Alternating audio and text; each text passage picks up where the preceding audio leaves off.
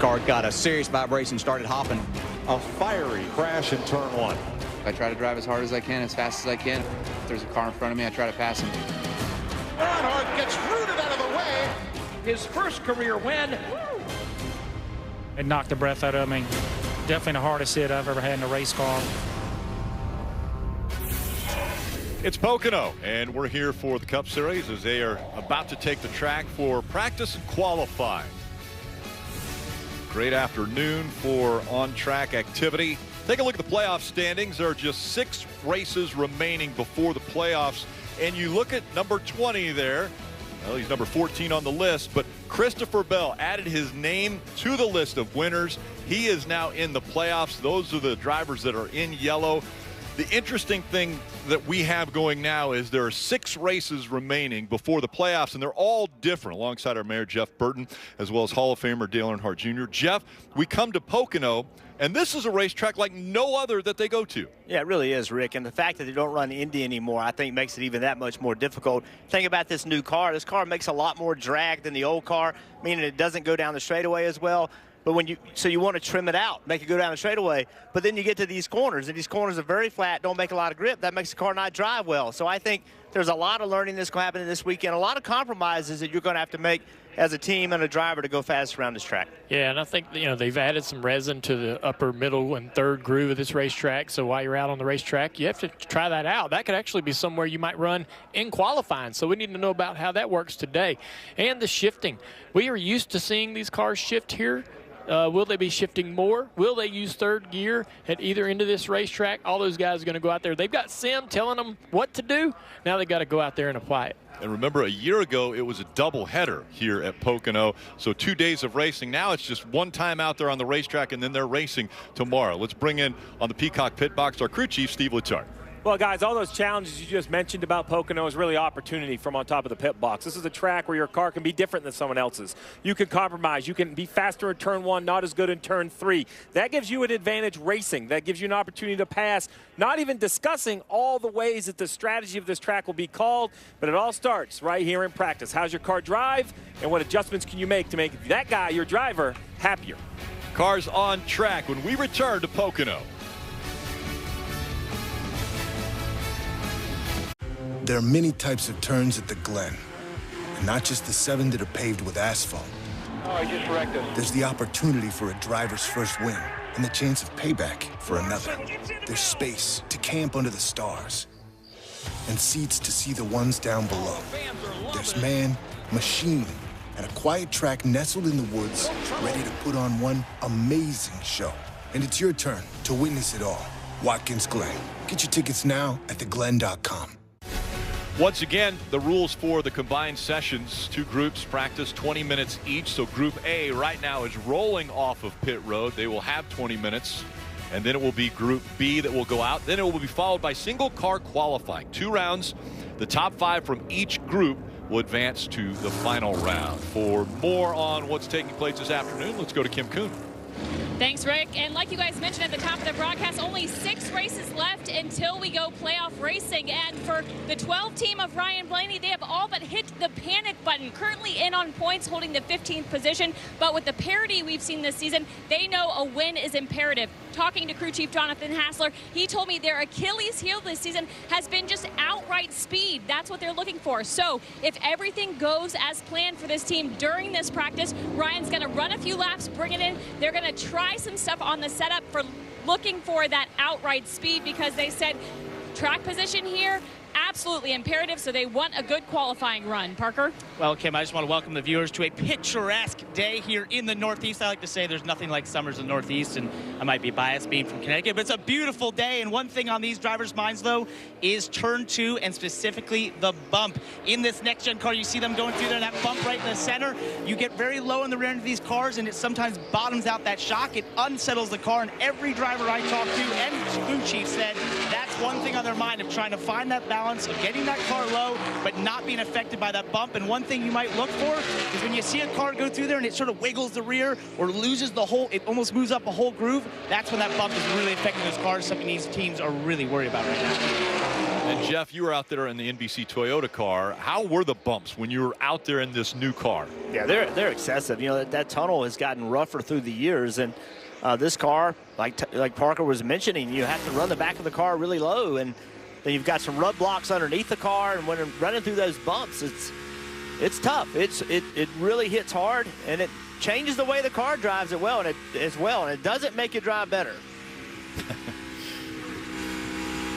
So right now, Ryan Blaney, Martin Truex Jr., two drivers that are currently 14th or 15th and 16th, 14th and 15th right now as far as playoff standings. But points-wise, they'd be great in any other year.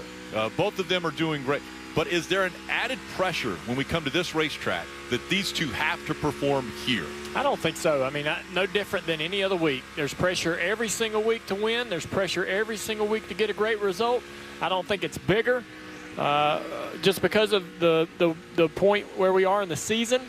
I think as they get a little bit closer to that playoff scenario and all that plays out, that's when you can really start to get nervous about things. But not until then. Don't psych yourself up or out. This guy right here now, he has to be concerned. He's outside. He is outside, yeah. and they, in my mind, not only, I mean, they're not sniffing victory lane just yet. They need to find a little pace, and they would admit this. Like, they're not where they need to be able to win races just yet. Now, they could go out there and do it. They might show up next week and find that pace, but they're not only worried about missing the playoffs, but also where to find the pace to be able to win the race to get themselves into the playoffs. They've had some good speed that's shown up over the last couple of runs, but doesn't look very comfortable right here, Jeff. No, let's ride along, going down Long Pond Straight. This is the 6th longest straight on all the NASCAR circuit. And it's not the longest one here, so this track has a lot of long straights. Watch him as he enters the tunnel. Downshifts, this is the bumps we've been talking about.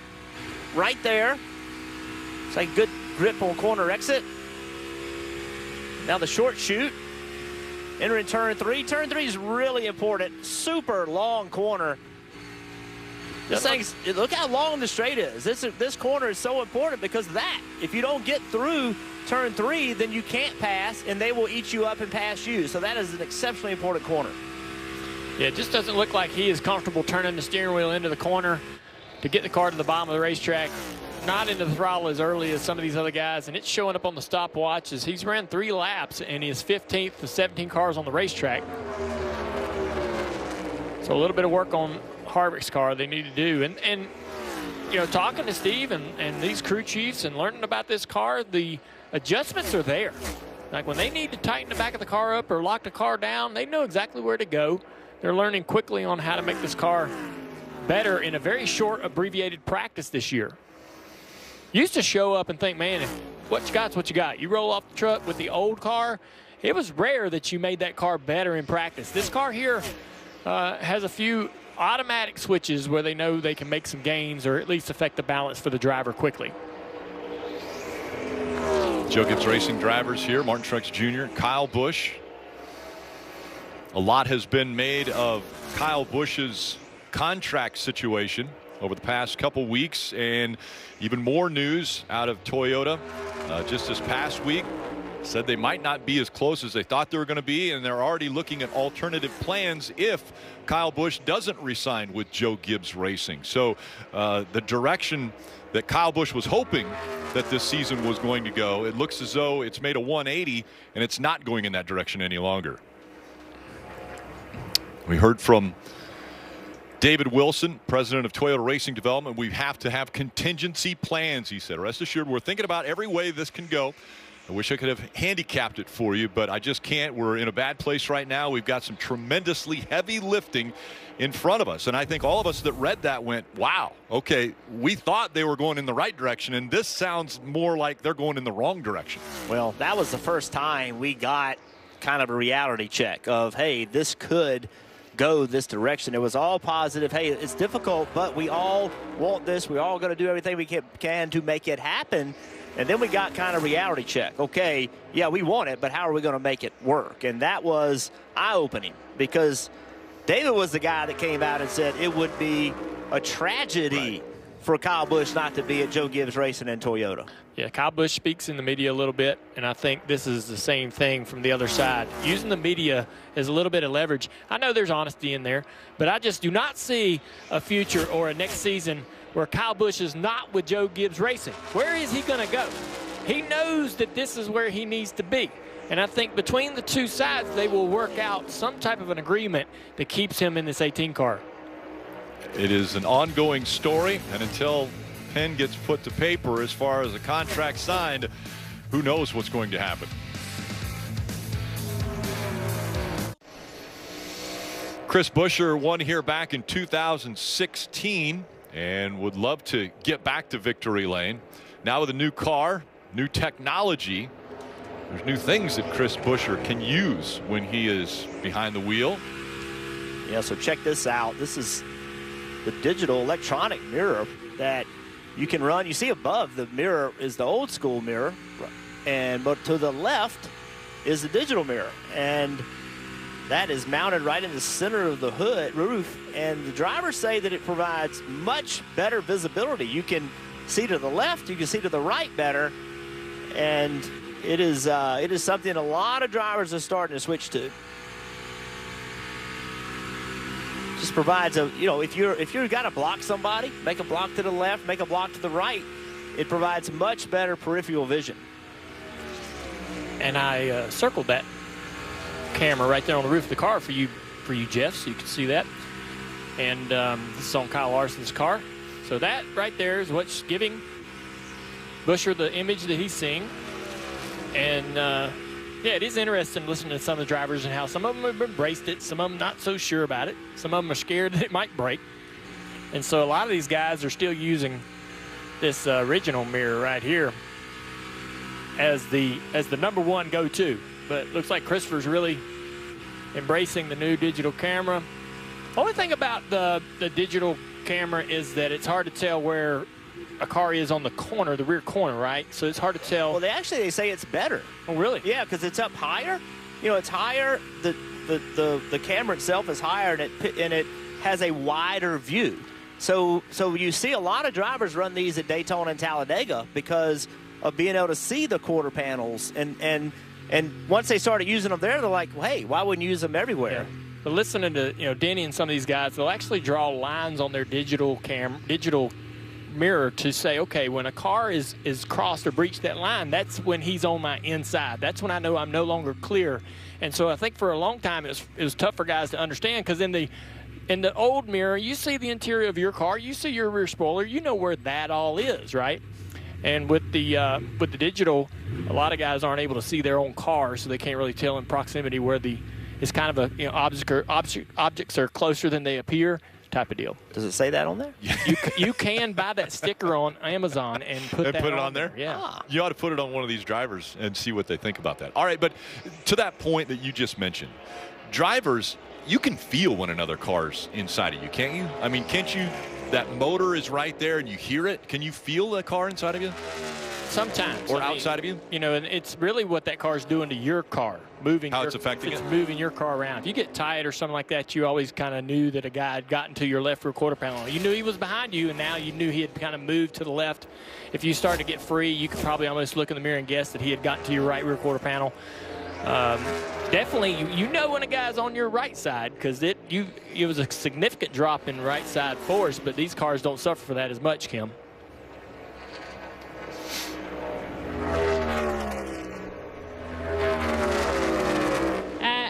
And we talked about Ryan Blaney and that plan for practice. They are sticking to it. You see them there making changes on that Ford, that number 12 Ford. And again, by design, Jonathan Hassler said we're going to have him run a couple of laps, come in, make some changes. We're looking for raw speed, evident as he sits 16th on the board after those 2 laps. Not only are they looking for speed, they're looking for better ride quality. Ryan came on the radio after those 2 laps and said, guys, we are way off. It is way too tight. It is absolutely bouncing. So not only looking for speed there for Ryan Blaney, but also better handling and ride quality. It's going to be an uphill battle with such a short practice here, Parker.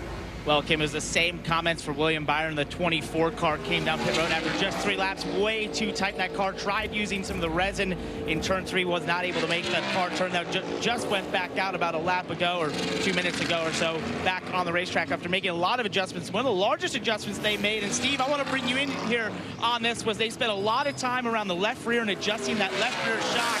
And it's funny, you know, people talk about these cars all being the same, but I had a fun conversation with Chris Gabehart the other day where he told me, you know, everyone says they're all the same, but we did the math. There's 6 billion shock combinations possible within these cars. And so we see them making a big adjustment in the left rear. What are they trying to do? And is that something that can be really big, just adjusting that left rear shock? Well, Parker, I think the point is they're all the same components. Let's not confuse ourselves and think they're the same exact cars. You can assemble the components, adjust the shocks, and make different adjustments. The left rear, the #1 tool to control max travel in the back.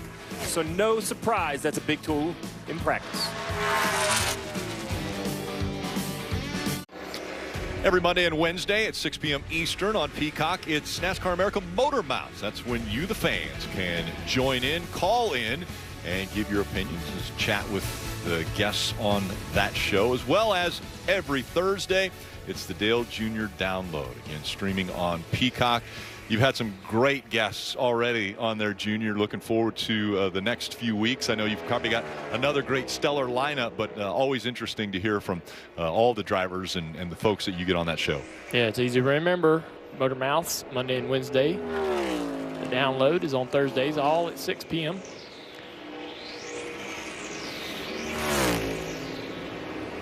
Taking a look at that rookie stripe on the back of the 21. Harrison Burton out on track now. Interesting statistic. We talk about how difficult it is, and it seems like there's a lot of parity right now in the Cup Series. There are only 5 drivers, 5 full-time drivers in the Cup Series that haven't won. And we see the 24, William Byron, has slid. Right rear is down. Looks like the right front might be down as well. Parker.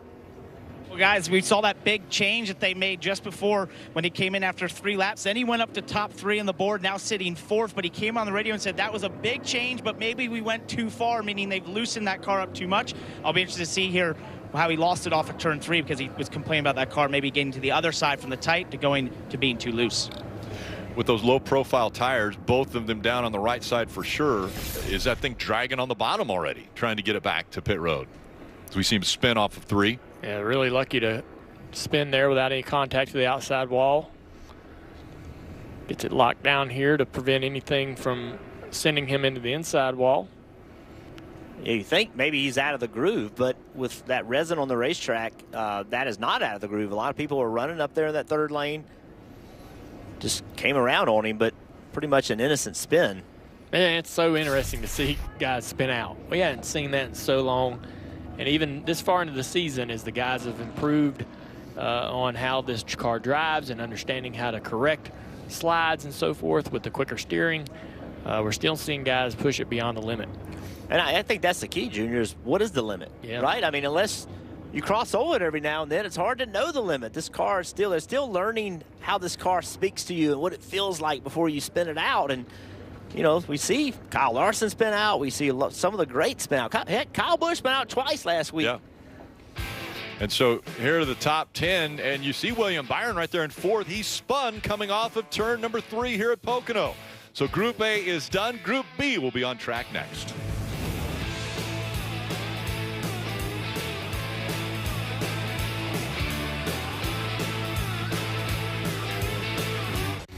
Plenty of racing, including NTT IndyCar Series racing from Iowa. That's on NBC at 4 o'clock. Countdown to green right here on USA. 5 o'clock, getting ready for the Xfinity Series race from here at Pocono at 5:30. Will Power on pole. Actually has won 2 poles this weekend in Iowa, and that puts him 1 away from the record that Mario Andretti holds in the IndyCar Series. We see Group B now out on the racetrack. Kim. And Eric Jones had some of the best speed in Group A. This is such a unique racetrack, lots of different things to look for. What was on your team's checklist for this short practice, and did you find it? Yeah, I mean, I was hoping we would fire off good just to run laps, and we did. I was happy with the car, happy with the Focus Factor Chevy, and we ran, I think, 8 or 9 laps there to fire off just to see where the balance would go. And kind of learned from that, made a change, tried to make one more run and got a few laps in. So really just been happy with it, though, from the start. So we'll see where the track goes and hopefully have that speed for qualifying again and get a good starting spot. But been happy with the car here so far.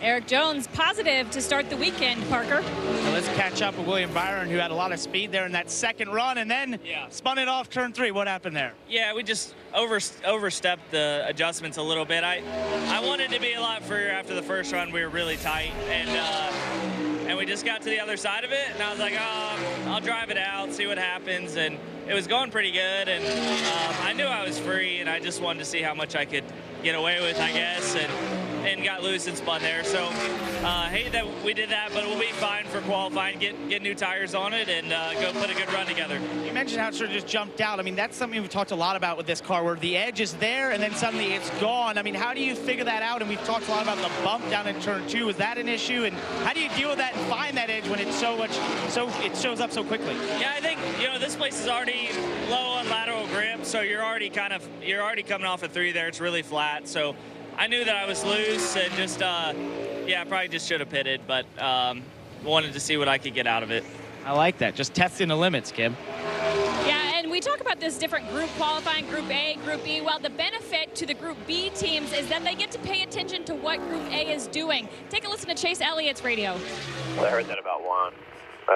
Talk about 2 or 3. I thought Jones was pretty good through 3, probably the best through there.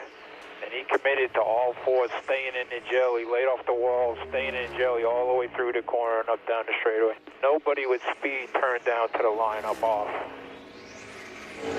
So we talked to Eric Jones and the benefits they saw from their run in Group A practice. Well, Chase Elliott and his team taking notice, paying attention, using those notes of what they saw from the 43 to make their practice effort here the best it can be. Thanks, Kim. And it seems as though Tyler Reddick, maybe a little issue here with the 8. Got into the fence just a little bit off of the tunnel. I think he'll be okay. He hasn't quit running. No, he's not concerned. New composite bodies changed that a little bit. If you would have tagged the wall with the metal bodies, obviously you'd come in right away. You wouldn't want to cut a tire. Yeah, you definitely. I saw it on TV. He got it with the right rear a little bit. Yeah, you'd bend that old body and lose a little side force. You want to come work on it in this car here. It's interesting, that conversation that Kim was having, listening to Chase Elliott and his team, and I do think it can be a massive advantage to be in this second group, because if you have teammates in that first group, even if you don't have teammates in the first group, you understand the pace. You've been in the simulator. How realistic was it? There's a lot of things that you can take out of that first group as a second group driver, and then that happens in qualifying as well. Yeah. We were hearing Eddie DeHaan, who's a spotter, who was watching the first group, looking at where the fast guys were running, and he was able to convey that to then his driver. And the adjustment that the 24 team made to make the balance better for William Byron and make pace, those are the things as well that B group, and if you're a teammate in there making a gain on their car, you see that information immediately and can get that into your car, and kind of cuts down on some of the work you have to do, and you get yourself a little closer to a good handling race car right off pit road for the start of your session. 16 car right there. Noah Gragson in that car this weekend. Used to seeing AJ in this car most weekends, but Noah's got the reins and off into turn 1, downshifts early. Right side's in the resin, the darker part of the racetrack there, as he exit with all 4 tires on turn 1. Shifts into high gear here. Headed for the tunnel. The most nerve-wracking part of this racetrack, because you want to go through that tunnel and you can't never really hit it just right. Yeah, it never drives well over there. It's just kind of a compromise. You try to go through there as hard as you can without wrecking. That outside wall comes up on you quickly. I think about Noah, too, as we're watching him shift. He's run some Cup races this year, but obviously his focus is on Xfinity. I think he's got to really focus on remembering the shifting pattern. I know that sounds silly, but, you've raced so long to where you will, go from second to third on a restart. That's an up. You go second to third up in an H pattern. Now he's got to pull it down. So in the race Sunday, he's going to have to remember that and focus on things like that on restarts. And he'll be racing later this afternoon right here at Pocono in the Xfinity Series. But right now out on the track practicing for the Cup car. Last week's winner making his way back onto pit road, second fastest in this Group B practice session. Christopher Bell making his way back down to pit road and to the attention of his crew. Let's go to our crew chief, Steve Letarte. Steve, take us to the Toyota virtual car and let's talk a little bit about the aero here. Well, let's talk about the aero because that is really the big change of this new car when you come to a track like Pocono is how the air is used to make downforce versus drag and what the drivers are going to have to do. So it all starts in the front, this step splitter, forcing the air underneath the bottom of the race car because they want it to attach to this very smooth pan underneath the car. I mean, it's smooth, piece of carbon fiber.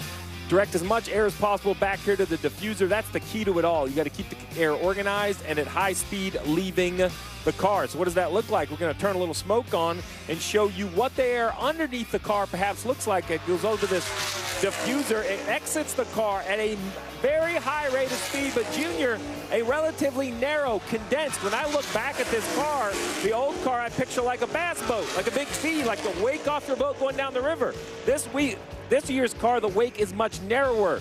So I think that's going to give drivers an option here at Pocono to step out of line and find a little bit of that air and maybe have a little bit more passing. Even with the sticky stuff, I think that doubles the opportunity. Yeah, basically the old car would make a giant V-shaped, pie of dirty air behind it. And so you couldn't get out from behind that unless you went really far to the left, really far to the right. With this car, they're able to really just move slightly to the left, slightly to the right, and then gain a bunch of downforce. That air then going under their car, the following car, and creating a lot of downforce on the bottom of the race car. These guys don't rely on as much downforce as they used to on top of the car, like we traditionally thought about, oh, get air on the spoiler, get air on the nose, get air on each headlight. They really want to try to get as much air as they can right under the grill to follow right back to the back of the car and create downforce there. So just barely peeking out and gobbling up some air from behind another car is a great way to do that. And to your point, Junior, we talk about adjustments, the height. You see that front splitter on the 11 car? It's way up in the air. Last year, I mean, if that car looked like that last year, something had broken. But now the height of the front of this car is a major tuning tool. Raising and lowering it 1/16, 1/8 of an inch, the thickness of a couple credit cards. That can move the balance from tight to loose. So as you mentioned about adjustments the crew chiefs have, that's something that in the past we didn't see a lot of movement of the front of the car. You want it as low as you could. Parker. Well, Steve, another thing the drivers can do with all the shifting we're seeing out of this next-gen car is where you time that shift. And after his first run, the 11 car, Denny Hammond, he came on the radio and said, I downshifted too quickly. That's something to keep an eye on. Obviously, referencing possibly maybe getting too high in the revs by downshifting too early in the corner. And, Jeff, this has been a trend this year. A lot of these engine builders and teams are worried about at times with all this shifting and how easy it is to downshift. If you just do that too early, you can get that over-rev on the engine that can really damage it if you go for want to make it last a whole race. Yeah, Parker, it's changed the game. The way you shift in this car is so different than in the old car. And what happens in the old car, if you downshifted too early, the wheels would start hopping, you'd get yourself in trouble. You could over rev it, but the car would drive worse. This car, it tempts the driver to shift earlier, which revs the engine up sooner, puts the revs higher, scares the engine builders because you have these high revs on corner entry, but they do it because it makes the car drive better. And so it's a temptation for that driver to shift that thing early, get that drive in it, but he's got to have the discipline not to do that. If you do that all day tomorrow, this is a racetrack we've seen engine failures, and that could rear its head, Steve. All right, so we talked all week about how to describe that. As a driver, you talk RPM, but let's talk speed. Everybody driving up and down the road knows how fast the car is going. So on the left-hand side, in the bottom of the pylon, you see max speed in each gear. If you run first gear as far as you're allowed to in the RPM range, it's a little over 70. You see 116 per second. That's really not that important for on track. On track, it's 185 for fourth and basically 200 plus for fifth. So let's ride along with Denny Hamlin. He's going to exit turn 3 well below 185. He's just barely in the third gear range, so he's not going to go to third. He's going to run this fourth gear all the way to probably 180. At 180 miles an hour, he's going to reach down. You're going to see a shift and a drop in RPM right there. He did it about 178 miles an hour. Now he's in fifth gear. He's going to carry fifth gear down into the corner. Now, to your point, Jeff, the downshift. To go down into fourth gear, you had better be running slower than 185. If your vehicle is running over 185, when you jam it down in fourth gear, that is a mechanical over rev, and David Wilson and everyone else at TRD is going to be knocking on your window net saying, man, you got to take care of my valve springs. It is so tight for the two. The other thing, Steve, we just came from a race where we saw mechanical failures involving shifting. And I think that got a lot of people's attention. We've not seen much of that at all this year. Now you're going to a place where you're going much faster. That downshift and an improper downshift is much more likely to happen at a racetrack like this. I think last week woke some drivers up, some teams up too, in regard to how do you shift these cars so you don't damage them. Six-time winner Denny Hamlin back on pit road. 5 minutes remaining for Group B practice.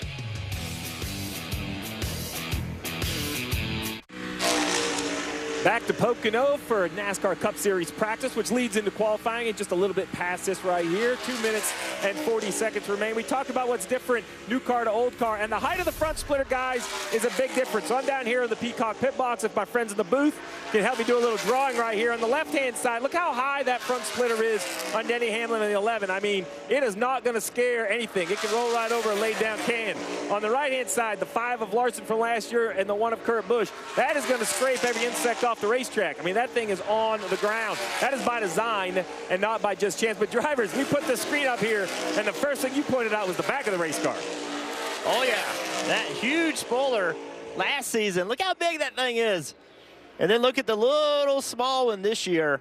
That's all in an effort to lower that wake that you talked about, all that air coming underneath the car that was more narrow. Also, making that spoiler shorter so that air doesn't get way up in the air and have nothing for the car behind to go into to make downforce. So two things done different, major differences. Oh, Spin down the front straightaway, the one car, Ross Chastain, amazing save. Wow. Caution valve. Fastest car in Group B, and he spins. And not only the fastest car in one lap, this car. Right front's flat. I don't know about the left sides. This driver and car are probably the fastest car here on long runs as well. He and his teammate Daniel Suarez, exceptionally fast, short run and long run speed. That's going to wrap up Group B practice. So the cars will make their way back to pit road. Let's take a look at what happened. Looks like a very similar situation that William Byron had, but watch him try to work and save this race car. Locks it down, gets off the brake right here. Lets the car roll. Good job of Ross, man. Now, you know, we talk about his talent behind the wheel, making laps, winning races, but it also takes a lot of talent to keep these cars out of the wall, out of the fence in situations like this, and he has it. So think about this. William Byron was P4 in Group 1. Ross Chastain, P1 in Group 2, and they both spun. What does that tell you? You have to attack this car. You have to push hard if you're going to run well. That's the reward and the risk right there. Here's the top 10 for Group B. Again, Ross Chastain, he has been the fastest in both groups. We'll see if he can do that in qualifying.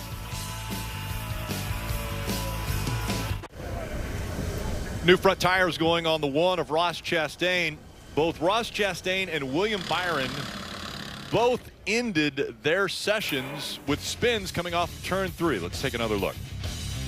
William Byron said he had asked to get the car freed up, wanted it to be looser, and kept trying to push through it and found out it was too loose.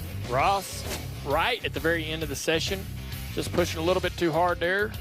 Has a really cool save down the front straightaway, takes his car to the end of pit road, backs it back up pit road to get his tire changed. Just 2 flat tires on the front. We wonder about the damage that it might have done, dragging that splitter a little bit. Yeah, Steve had talked earlier about how important that front splitter is as to getting the air underneath the car to create more downforce. Steve, is that Is that an issue right now that they've got to look at and see if there has been too much damage done to the front? Well, they're gonna have to take a look at it when they jack the car up to change tires. The one good news for this team is that the splitter itself is relatively high off the ground, as we pointed out in the pictures, but also underneath the car there's these aluminum cylinders. They're like basically a soda can cut in half. It's stuck to the bottom, but they're solid aluminum, and they are travel limiters. You would rather not hit them on the racetrack, but with flat tires, early in the year when we saw guys that couldn't move, that's because they were high-sided on those aluminum, basically rub blocks. So they've been made a little shorter, but you would hope, looking at the literal track that's been left on pit road right here next to my pit box, I don't think a carbon fiber splitter would leave that. I believe it would be those rub blocks, but when they jack it up, there is definitely going to be concern for the right front and the left front. Those outer wings and the splitter and the transition, very important. Parker. Well, guys, catching up with Denny Hamlin here, who's been so successful at Pocono, but you're watching a lot of data here. What are you looking for? Yeah, just trying to see where the biggest time loss is and what section of the racetrack. But I got in the wall in lap 2 that in turn 2 that probably didn't help anything. I don't know if we bent something or not, but it's borderline for sure. But we'll see. We'll get it and try to run at least a couple fast laps here with our FedEx Toyota and see if we can't get ourselves in the final round. We saw 2 cars spin out off of turn 3, trying to move around in that resin. Is the grip limited off of turn 3? What's the situation there?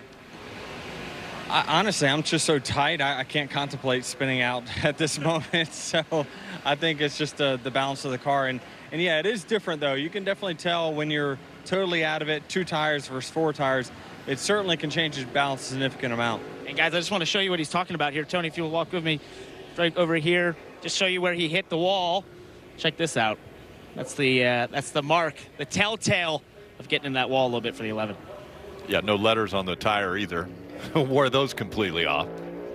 Yeah, you worry about that is pretty significant contact, and I think you could be concerned about what that might have done to some of the suspension components there, because that is a pretty good shot. First car on track for qualifying. This is Group A qualifying. It'll start off with BJ McLeod. 6 Pocono starts for BJ.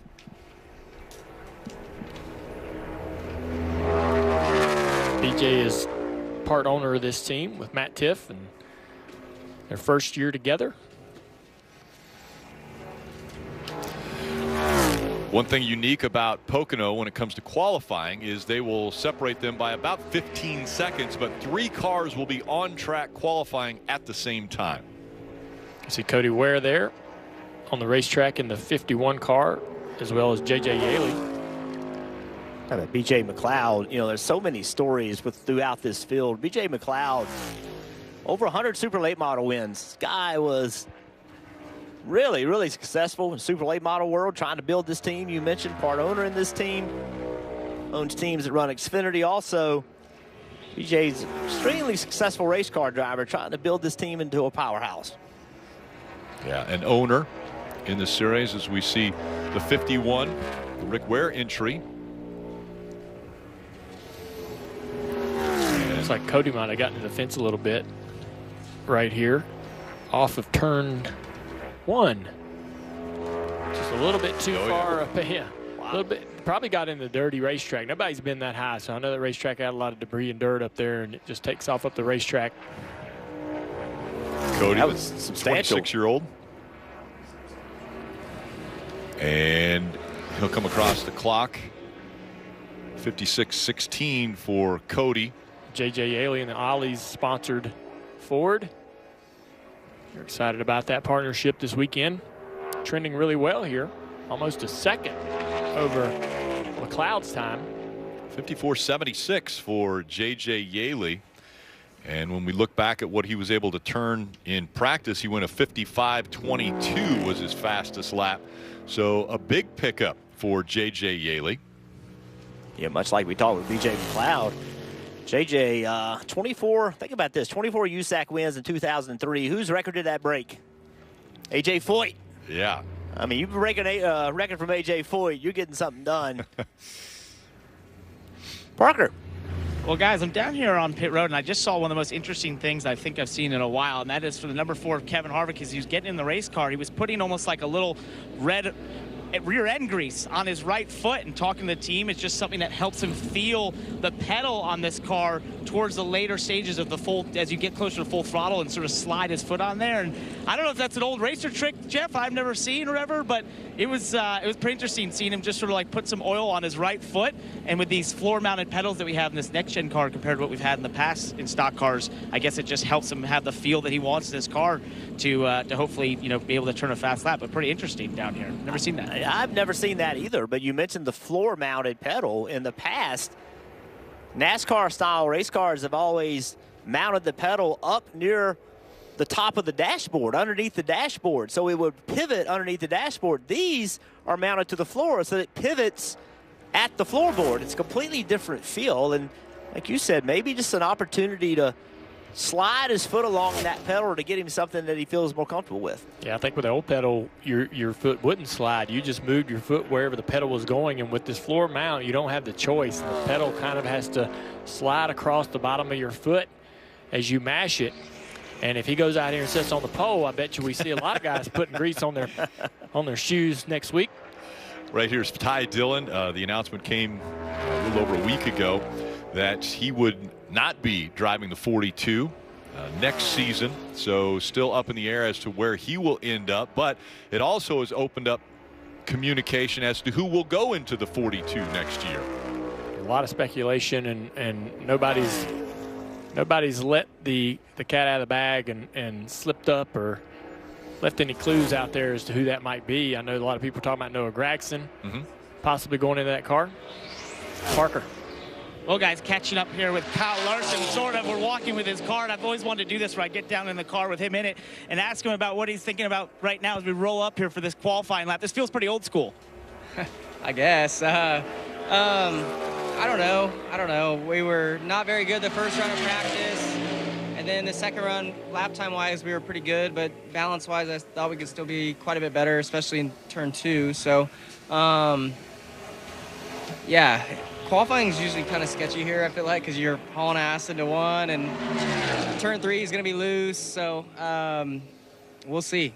We saw your teammate William Byron spin out off turn 3. Does that sit in your mind, worry you a little bit? I mean, I won't say no, but I'll try not to think about it. As long as our car is good, which it felt good in 3, the second run, should hopefully be confident with the grip there and lay down a good lap. But like I said, it's just it's tough because you have to run hard, but you also kind of gotta be like under your limit, I feel like, in qualifying here to run a really good lap. Hauling the mail and sketchy in turn 3 are two things I take from that, guys. Parker Kligerman with positive thoughts for the driver right before he goes out onto the track. 21 car of Harrison Burton got into the wall just a little bit off of the final turn. Just a very, very easy like kiss. I think he'll be all right, Jeff. Yeah, that's okay. That's he was getting everything. Using every bit of it. Yeah, I mean, we just saw, two of the fastest guys here spun out earlier, and I think you're going to have to push these cars to the limit, and when you do that, you're going to get yourself in trouble from time to time. 54.19 for Harrison Burton. That's third fastest. You see the line under B.J. McLeod right now, and just above Cody Ware. The top 5 from each group will advance to the second round of qualifying. So that's why everyone wants to be above that red line. Ricky Stenhouse out here in the 47 car. Also racing in the Xfinity Series. Had some practice this morning. Wonder if that might help him out right here. Having those extra laps. Go out there and put a lap down.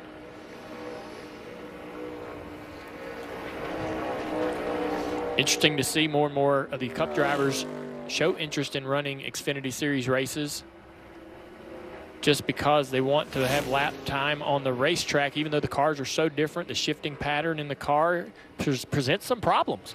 And you talked about, the Xfinity car having an H pattern and this car being sequential, forward and reverse.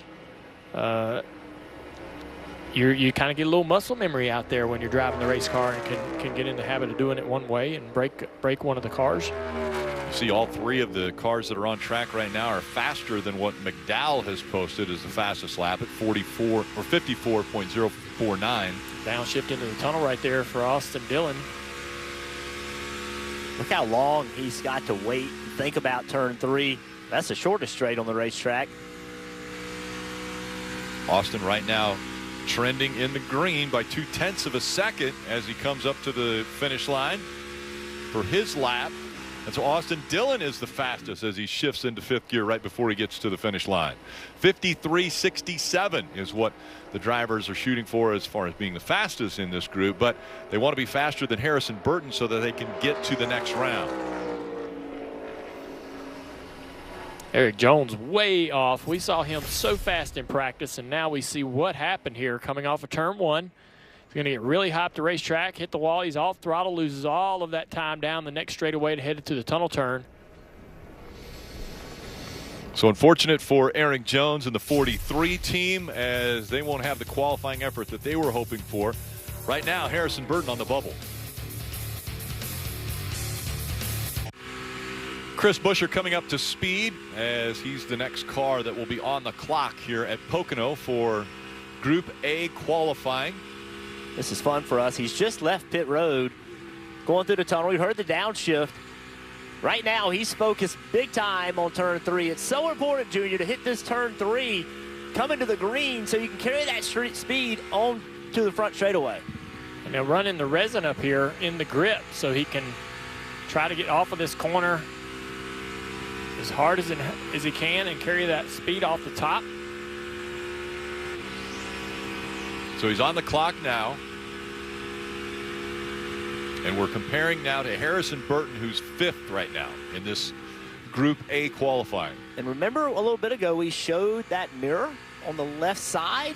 He's turned that thing off. He does not want that to be a distraction. He doesn't want to look back there and see anything, so he just turned it off. Turn it back on for the race. But he Good has, lap right here. He has the standard mirror right there that he can continue to use, which he must be much more comfortable with. I thought he missed the bottom there in the tunnel, but he actually picked up some speed running through there, so he did a good job. And we can also see on his digital dash right here is his in 4th gear. It's a gear indicator for him, and it's in the same place for every car. They could be pretty customizable with this digital dash, but that right there needs to be in the same spot for every car, for the AMR team or anyone else to be able to take the car to neutral if need be. And he's fastest. Goes to the top of the board there. And now comparing to Ty Dillon in 5th and Chase Briscoe almost a half a second faster. So he is 2nd quickest of this group.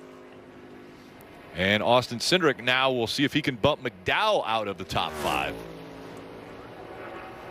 Cindric was the best of all the Fords in practice.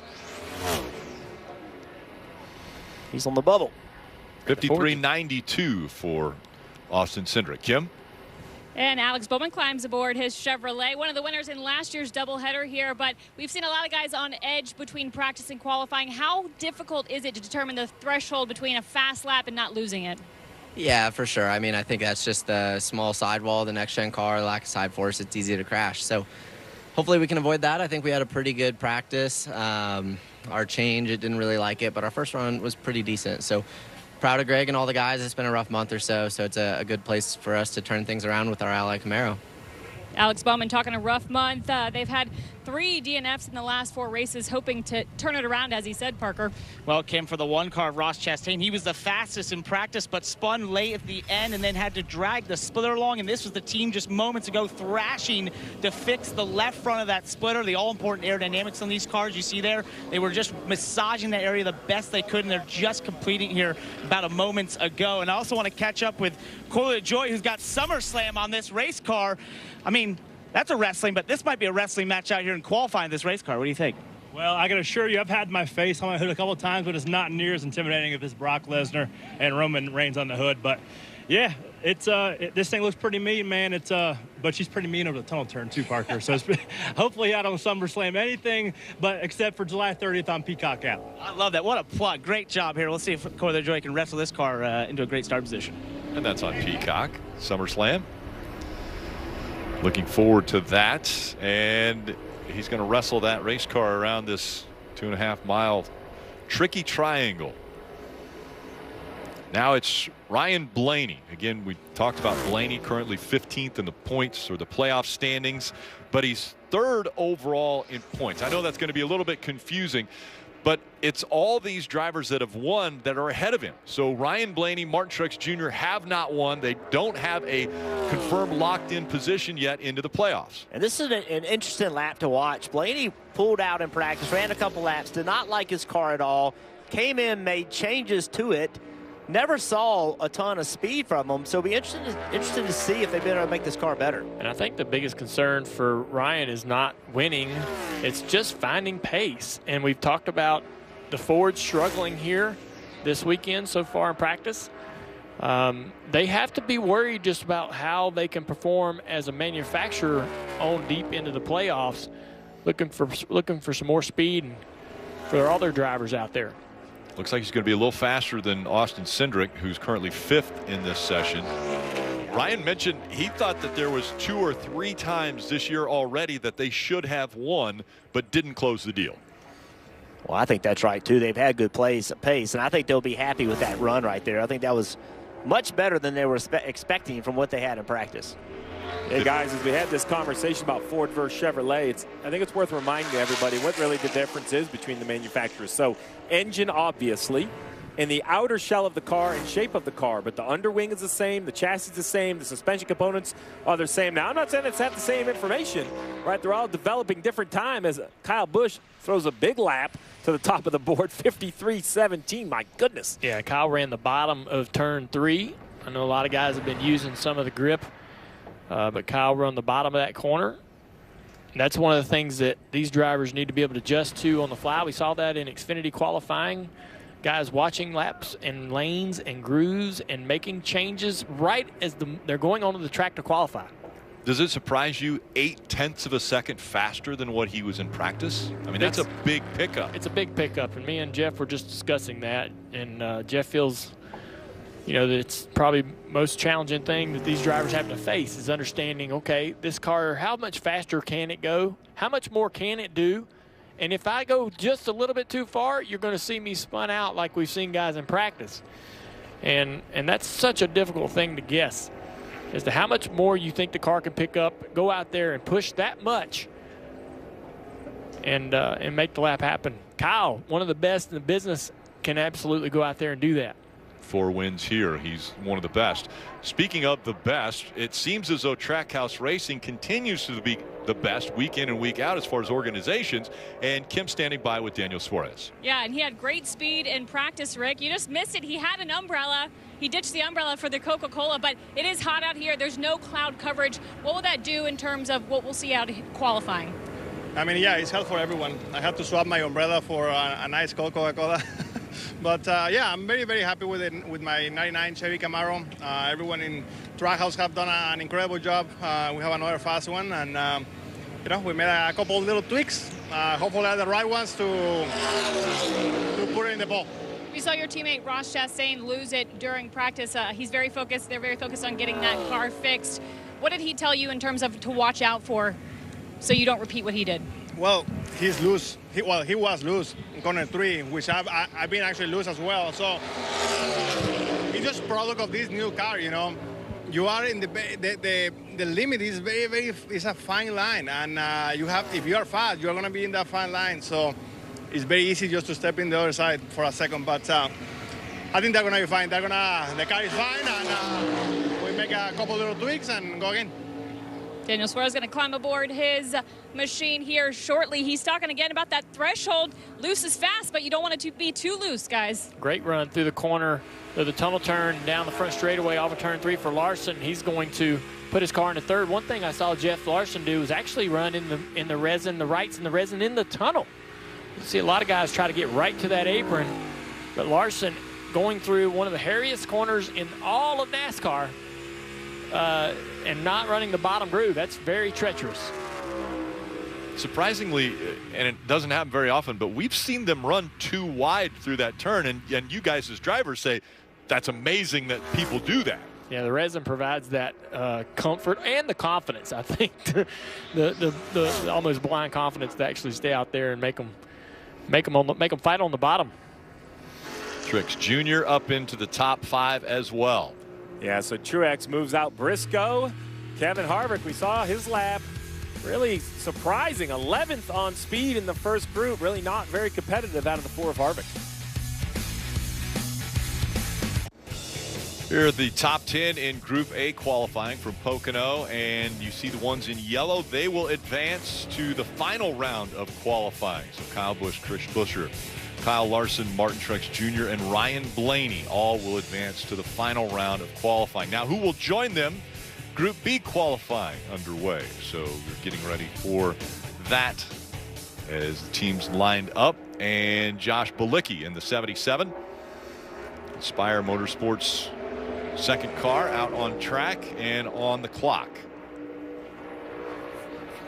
And these teams have a much better understanding of what you could expect to pick up.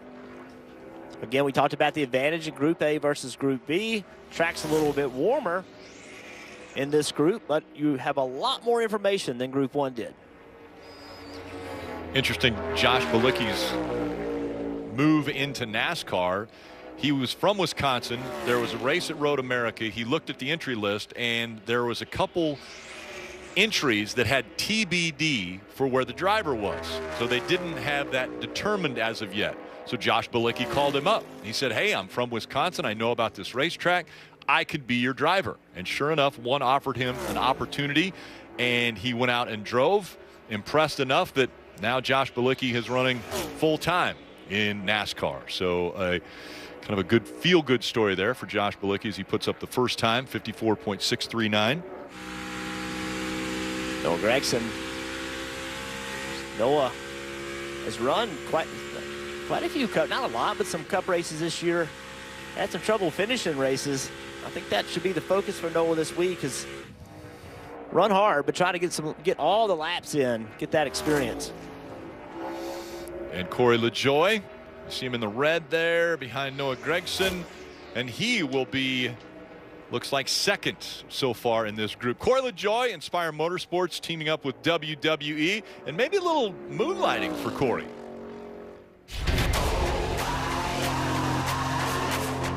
Uh-oh. Wait a minute. Wait a minute. It's Corey LaJoie. He's got the belt over his shoulder. He's calling them out right now. It's the 7 sent straight from heaven.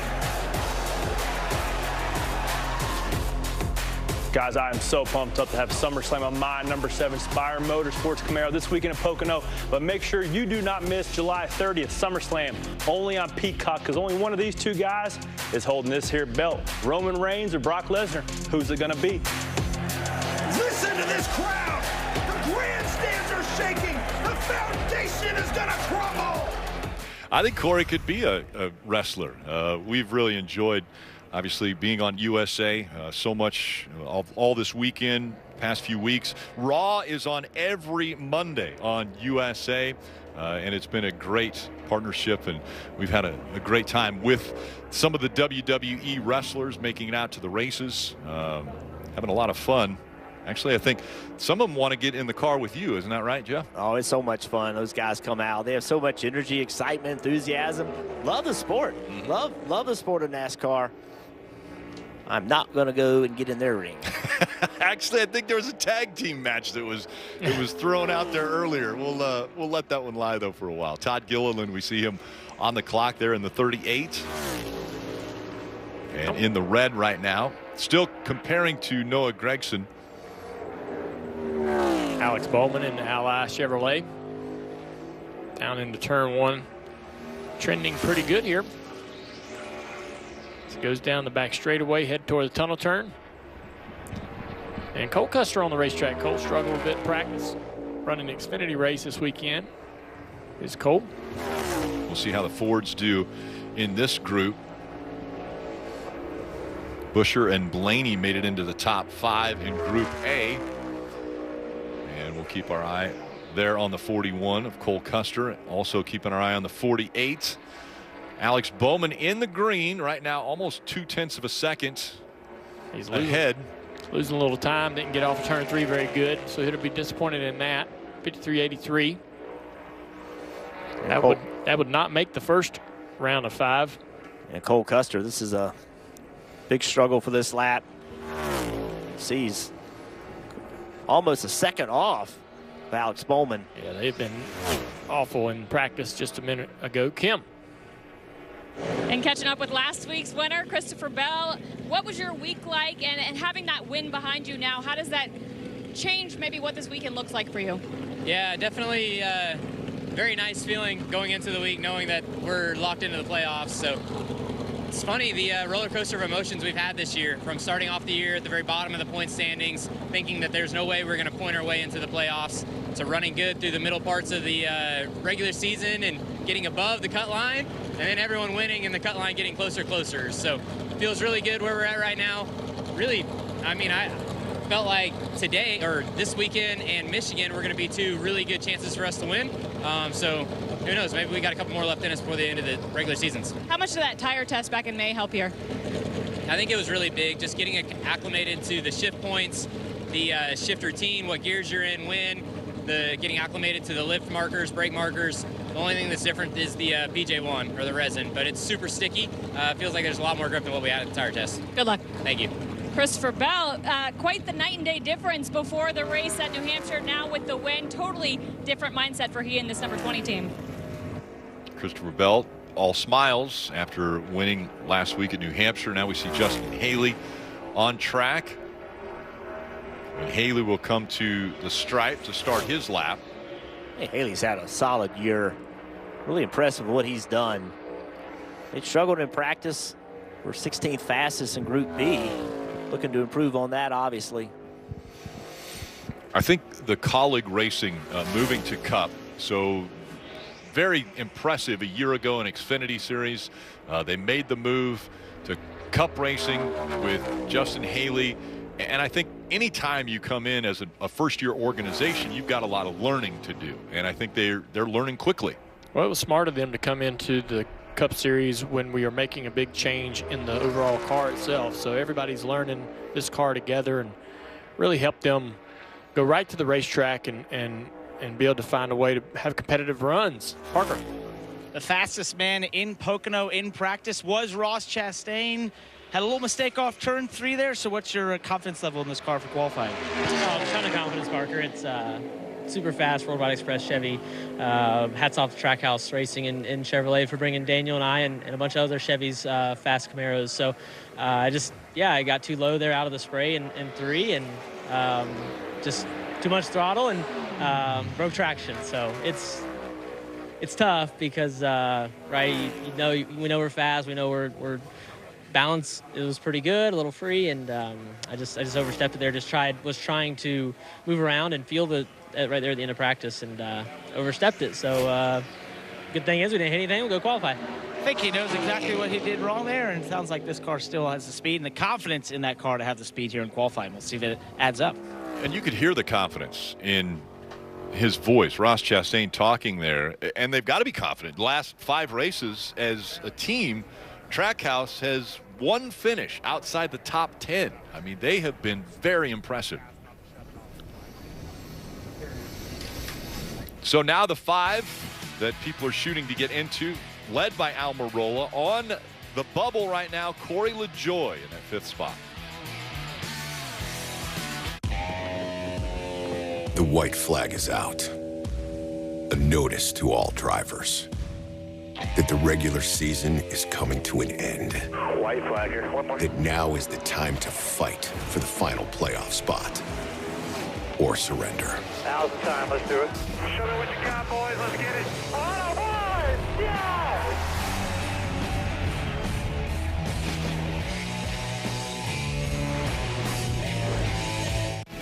Joey Logano about to take the green flag on his qualifying run, and right now he'll be shooting for Eric Almirola to be the fastest Ford potentially in this group.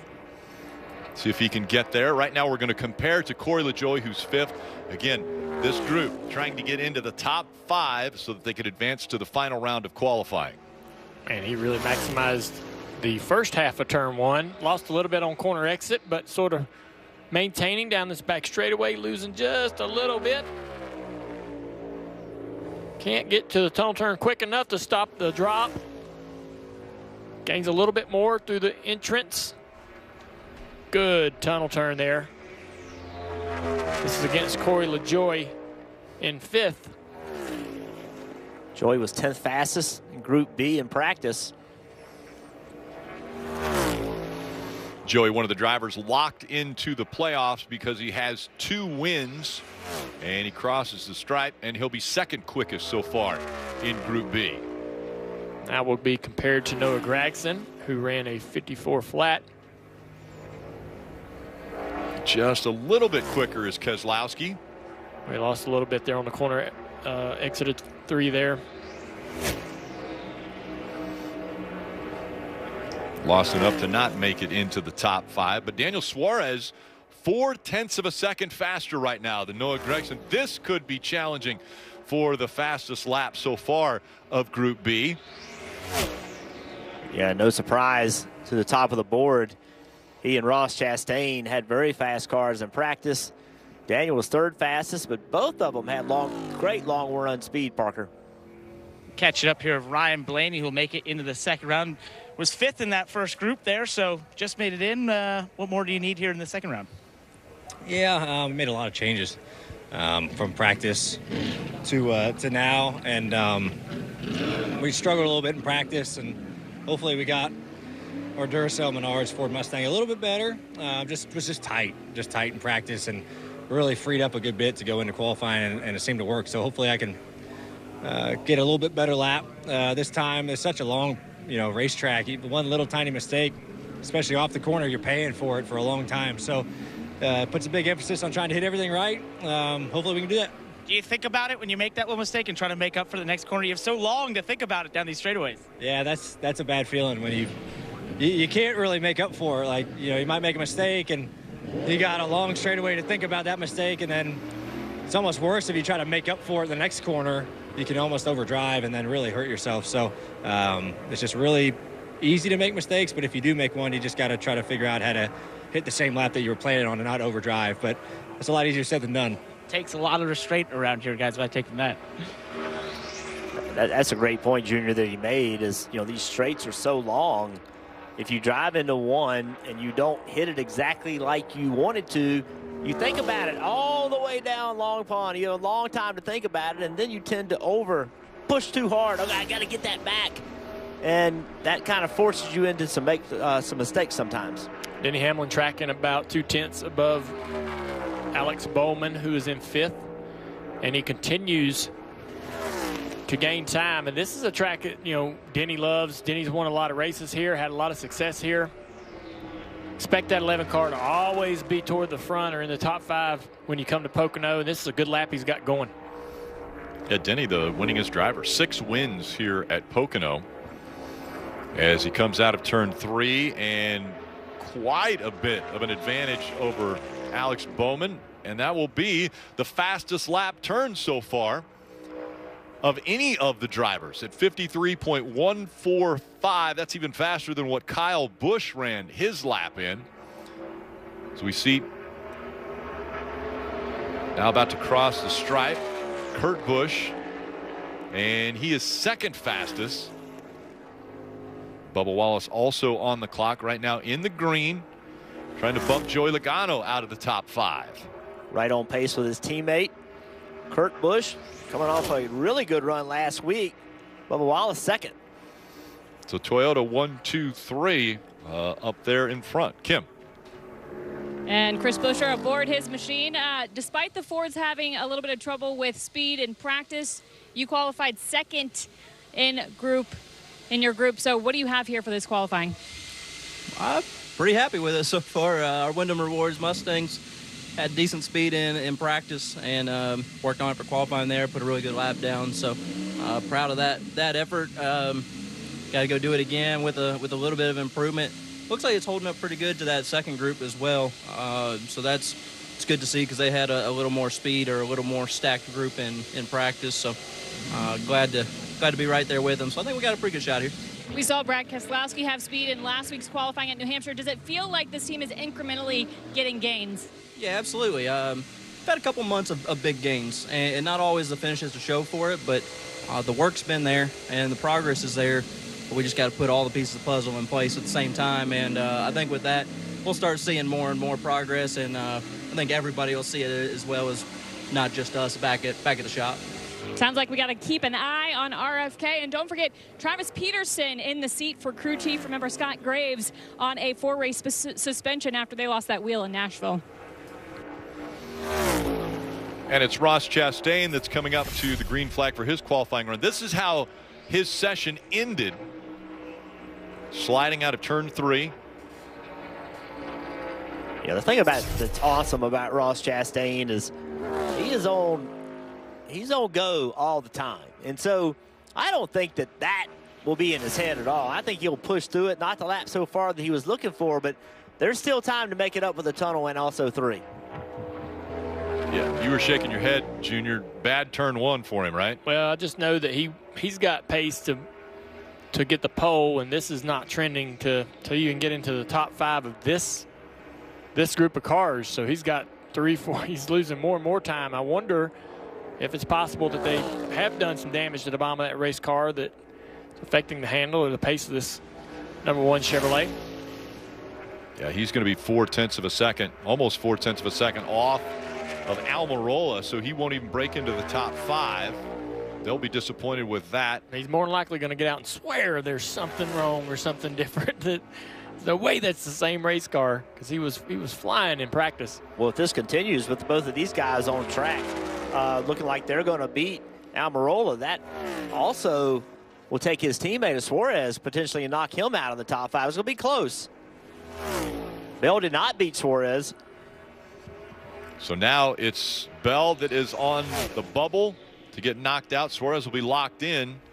And Elliott goes to second fastest of that group. So it's Hamlin, Elliott, Bubba Wallace, Kurt Busch, Daniel Suarez that are the top 5 in Group B qualifying. And we'll be advancing into the final round. Joe Gibbs Racing, they said they found something that they were going to be able to utilize here when they get to Pocono. Well, that's right. Joe Gibbs Racing, very fast here at Pocono in qualifying.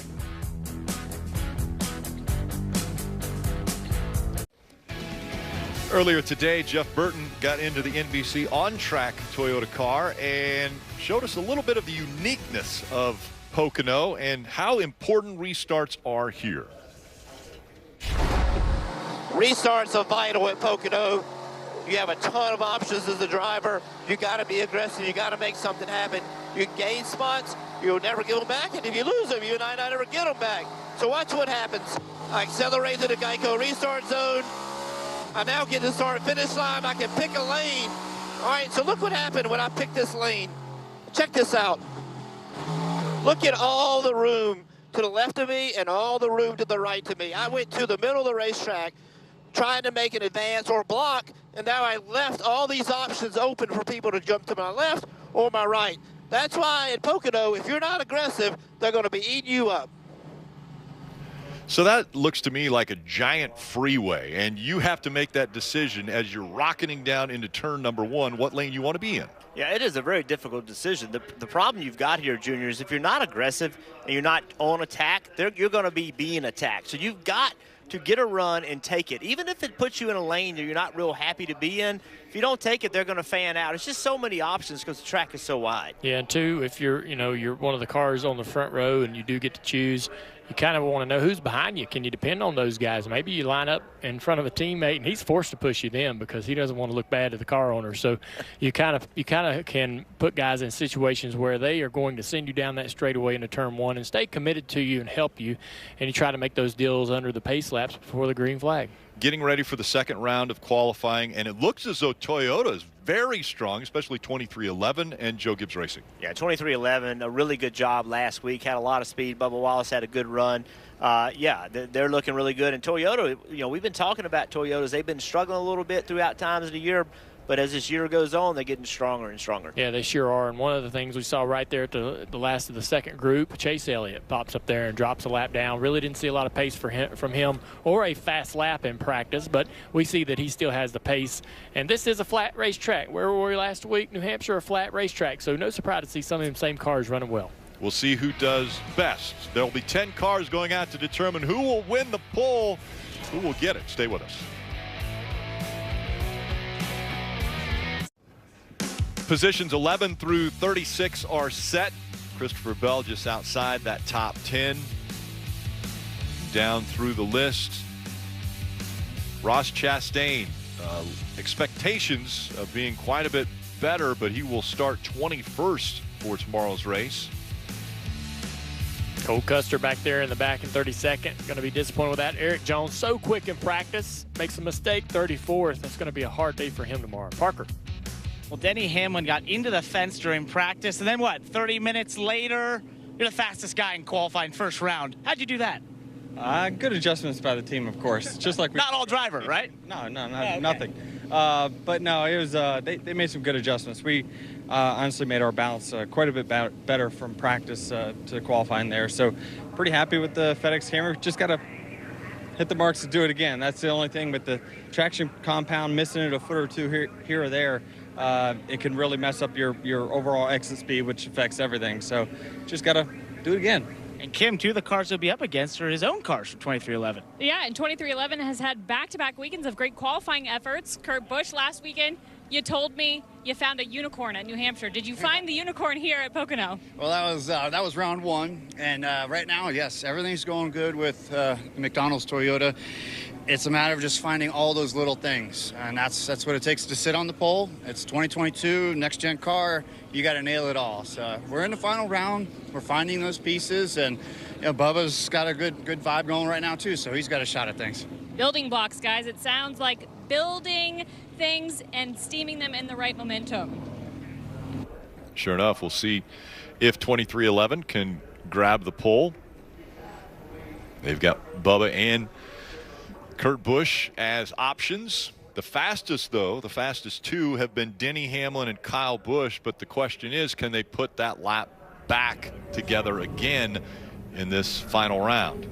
And what does the car do the second time out on tires? That's something you don't know. You're not going to know it until you leave pit road and really go through turn 3 coming to get the green. That's your first indication of, okay, here's what I've got. Here's my car's going to drive, and then you as a driver have to start making adjustments. Ryan Blaney will be the first to go on the clock. In his qualifying run, he went 53.60. Again, he was a part of the first group that went out on track. We didn't see a whole lot of fall off in practice. So can they go out there and run faster? Maybe some of them do improve their times. What's the strategy here?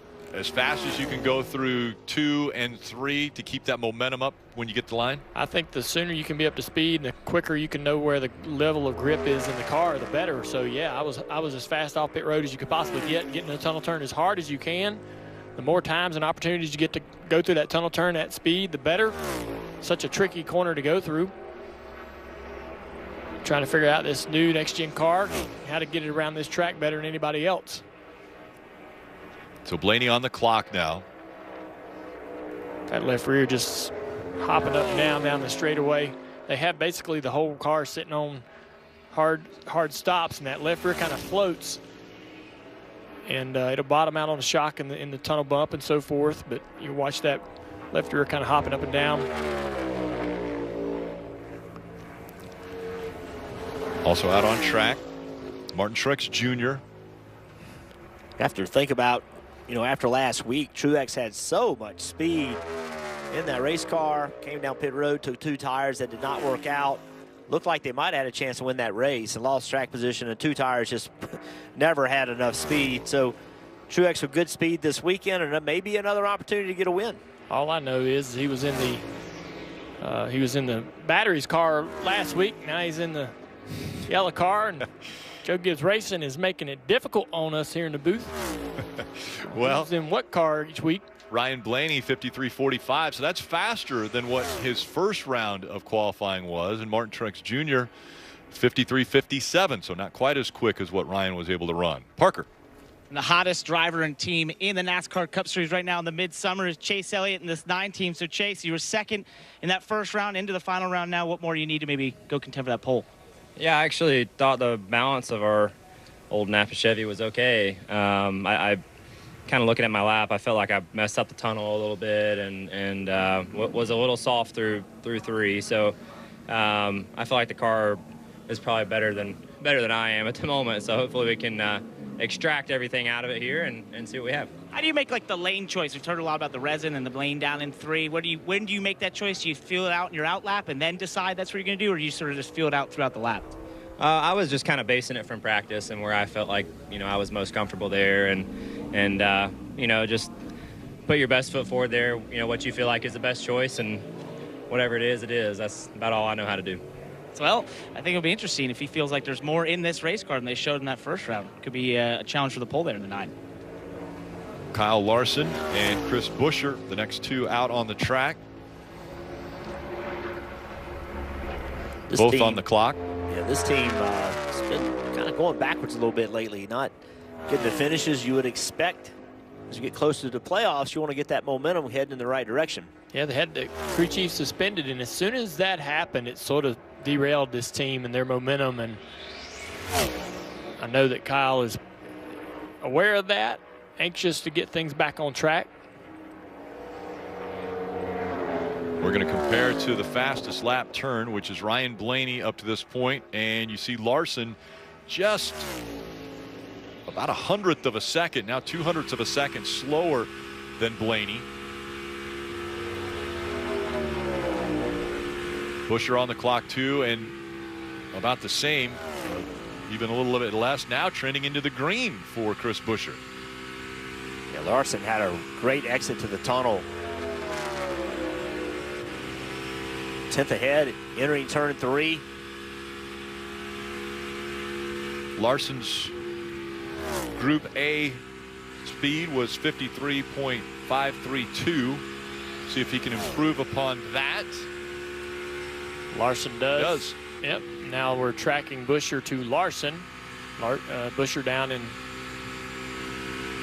3, exiting 3 now. Gaining on it. He's going to run out of track, though. He was getting closer, but second fastest for Chris Buescher. Chris Buescher, I think this year in the Cup Series is showing how good he really is. He's done a really nice job. Roush Fenway Racing with Brad Keselowski trying to get that team turned around, but Chris has been the rock of this team. I mean, he's been the guy that almost every week has the speed. He's done a great job. It wasn't long ago when we saw this, the fog. That's always been something that you have to worry about. When you come to Pocono, spotters can't see all the way around this track. The race was called early, and Chris Buescher was out front and was able to get that win, his first win in the Cup Series. Yeah, when Chris Buescher talks, it sounds to me like a young Dale Jarrett, and I would say that they have similar driving styles, and I think he's got a lot of race wins ahead. Kim. And Ryan Blaney, not quite the effort to get the pole, but still a good qualifying effort. What could you have done differently during that lap? Yeah, we worked on it a lot today. We weren't very good in practice. And I'll give Jonathan a bunch of props and everybody on the 12 team for sticking with it, making good changes, and just a little bit too free that last round, but we got to the other side of where I was at in practice, so at least we know kind of where we're at and if we need to back up any. So appreciate the effort. Hopefully we can put together a good race for tomorrow. And Ryan is not done racing before tomorrow's race. He'll head to Sharon Speedway tonight for the Battle of the Blaneys, where he'll go head-to-head with his dad, Dave.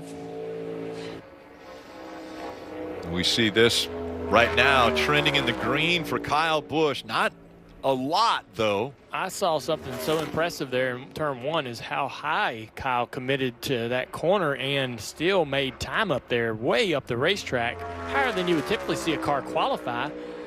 Really using a lot of the grip that's provided up there in that resin.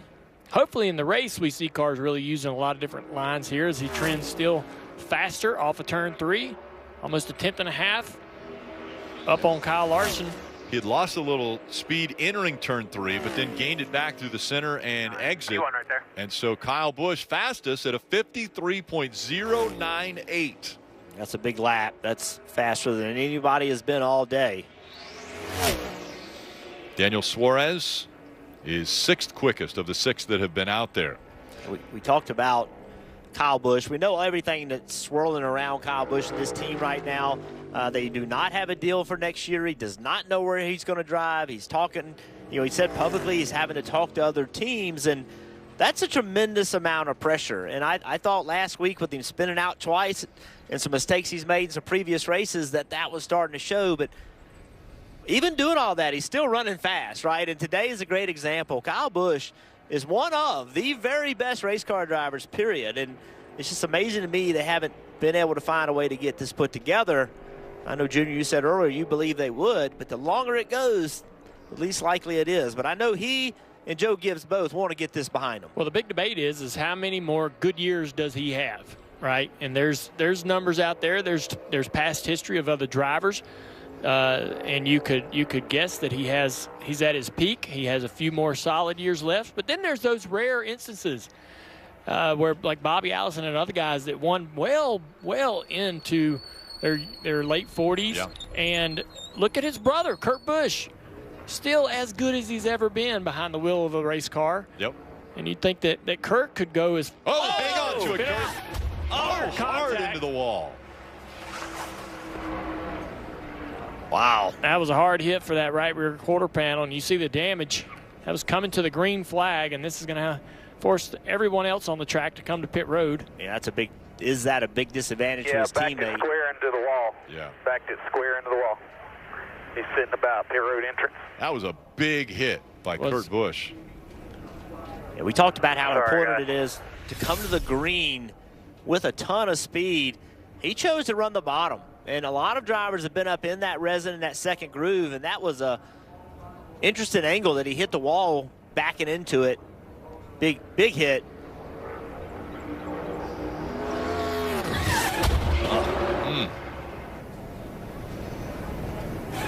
Wow.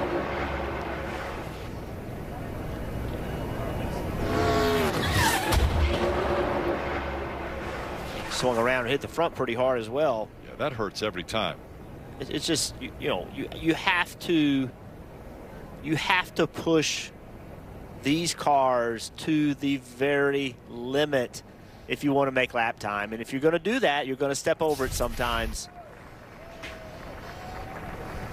See the AMR safety crew out there, and Kurt will climb into the safety vehicle, head to the infield care center, get checked out. And turn 3 has definitely been a problem for numerous drivers. It started with William Byron. Yeah, William getting loose in practice, spins the car down the front straightaway. Ross Chastain gets loose as well, similar incident, no contact. And then Kurt Busch, heavy contact with the outside wall with the right rear quarter panel. There you see the damage that's done to that car, and hard hit. Really big hit for Kurt Busch. So the team will go to work. I'm sure that's a backup car that will have to come out of the hauler for him to race tomorrow. And hopefully Kurt gets checked out and they can get their car ready for tomorrow and put a great car on the grid. That always bothered me as a driver when you were going to crash in practice and not really get any practice on the car. And you'd love to go out there and at least get a couple corners and make sure you got something you can trust. But he'll have to jump in there and commit 100%, believing that his team is giving him everything they need out of that backup car. And we talked about his teammate, Bubba Wallace, was on track when that happened. Now, that's not a disadvantage the way it would have been in the past with the engine heating, because now if you look at the front grille, that front grille is completely open by rule. So it's not an engine heat problem. It's not that he's going to overheat this next run or have to plug it in to keep it cooled down. It's just a question of tires, right? So you sat there, you let those tires cool down, and now he pulled back out, and he has, it wasn't a full lap by any means, but he went through the tunnel pretty hard, then he was able to live. So I don't think it's a major disadvantage, but it probably isn't something that he wanted to have to do. You see NASCAR is going to let them reset the air pressures. They'll give him a little bit of time. They'll send him back out. And so there will still be Bubba Wallace, Chase Elliott, Denny Hamlin to go. You see how they open those vents? You know, they open those just to let that air come out from underneath the hood. They want to keep as much air out of the brakes, out of everything possible, so that doesn't transfer heat to the tires and get them hotter quicker than they want to. So anything they can do to evacuate that air, they're going to try to do. And thinking about what Kyle Larson said earlier when he saw his teammates spin out, he said, I'm trying not to think about that. I'm not going to lie to you and tell you that I can't think about that and how that might affect me. And so all the guys that are getting ready to go out there and run just saw Kurt Busch, one of the good ones out there, lose control of their car, and that's definitely going to set into their minds a little bit. Now, you might not think it will affect their lap, and they hope it doesn't, but I wonder if any of these guys might be a little timid driving through turn 3 for the first time. I wish we would have spoken when I was still racing, because I thought I was the only one that would get psyched out like that. Hey, Jeff, do you think we can take the rest of these last 3 cars, just you and I? Because Junior's got to go down trackside to get ready for countdown to green. Is that okay, Junior? I'm on my way. All right, buddy. So again, right now, NTT IndyCar Series racing from Iowa on NBC. We'll finish up qualifying here, and then countdown to green gets underway for the Xfinity Series at 5 o'clock, and we'll race at 5:30. Parker. Well, guys, as we watch Chase Elliott go through turn 3 here, something really interesting that was happening there after Kurt Busch's spin. They were trying to describe exactly what happened to Kurt to Chase over the radio, and then said, you know what, we're just going to get you some video. And we talked about all the information these teams have, looking at SMT and video. Well, the team finally got it pulled up on their tablet, and that's when NASCAR sent him. So he never got to look at it and see exactly where Kurt was on the racetrack when he had that spin, but just trying to use all the information available to get a fast lap. Yeah, that shows you even the best kind of second guess themselves a little bit, or not second guess. They just want to make sure they learn in all that they can. 6/100ths of a second off of what Kyle Busch has run, and gaining a little bit here is Elliott. We also see Hamlin in the green to start his lap and through turn 1. So be close. Can the 9 team find something here through 3? Nice and smooth, but just not quite enough speed. Denny Hamlin, though, he's approaching turn 3, a 10th to the good. Staying in the green.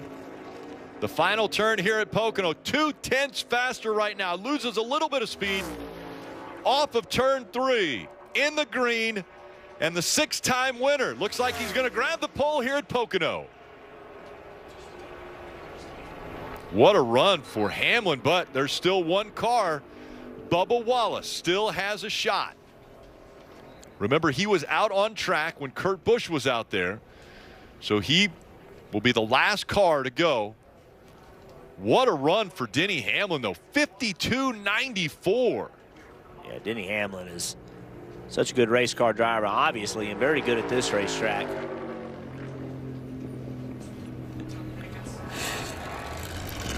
We're here in the 23 roll now. So Bubba Wallace, the final one in qualifying. Justin Allgaier had this exact same situation in Xfinity qualifying. He was the last guy to go, and he was able to sit on the pole. So he said the spotlight was shining on him. He had to deliver. Let's see what Bubba Wallace can do right here. He'll have to put together a perfect lap. So Bubba Wallace is up to speed lap here. This is the second time he's trying it. Remember, it was his up to speed lap when Kurt Busch slammed into the wall in turn 3. Yeah, he had run through the tunnel pretty hard on that lap, so he had an idea what his car was going to drive like. And remember the dynamic here. Bubba Wallace drives for Denny Hamlin and Michael Jordan. So can he knock the owner out of the pole position? He's on the clock now. It's the only guy Denny Hamlin would be okay with beating him right now. Yeah. 3/100ths of a second, now 4. Loses a little time entering turn 1. Line looks good, though. That's really where you want to be. He just wasn't able to go back to the gas the way he needed to. Still a 10th of a second. He heads into the tunnel turn.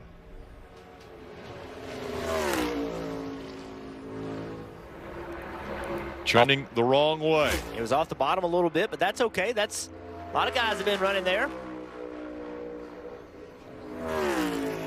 Still looking for a great starting position. If it's not pole for Bubba Wallace.